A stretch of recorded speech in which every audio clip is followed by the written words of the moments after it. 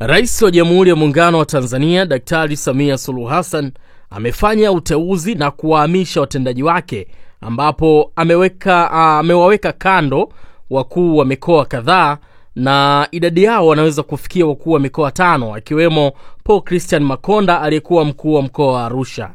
Mbali na Makonda, aliachwa na wengine ni pamoja na Peter Selukamba aliyekuwa mkuu wa mkoa wa Iringa, Tobias Andengenye aliyekuwa mkuu wa mkoa wa Kigoma, Dr. Juma Homela aliyekuwa mkuu wa mkoa wa Mbeya, pamoja na Daniel Chongolo aliyekuwa mkuu wa mkoa wa Songwe.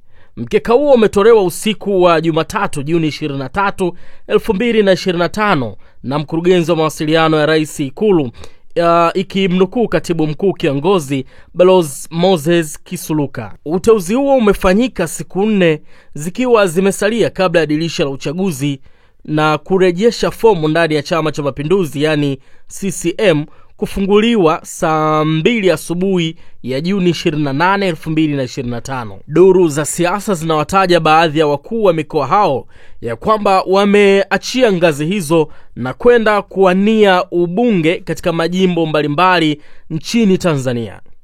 Baadhi ya wakuu wa mikoa wanaotajwa kuwania ubunge ni pamoja na Paul Christian Makonda akitajwa katika jimbo la Arusha, lakini pia baadhi ya wakuu wa mikoa hao wanatajwa pia kwenye maeneo tofauti wakielezwa ya kwamba wanahitaji kugombea ubunge. Mathalani, Makonda anatajwa kujitosa huko Arusha mjini kama ambavyo nimekuambia. Selunkuma inaelezwa anakwenda Kigoma Kaskazini.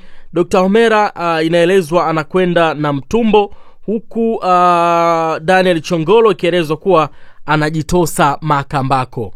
Nini maoni yako kuhusiana na hiki ambacho kimefanyika? Wakuu wa mikoa wanaachia nafasi zao na kwenda kugombea ubunge, lakini Mheshimiwa Rais pia anatafuta mbadala wa watu wao kwenye maeneo ambayo aliwateua. Hii ni M Media, jina langu naitwa Chopa.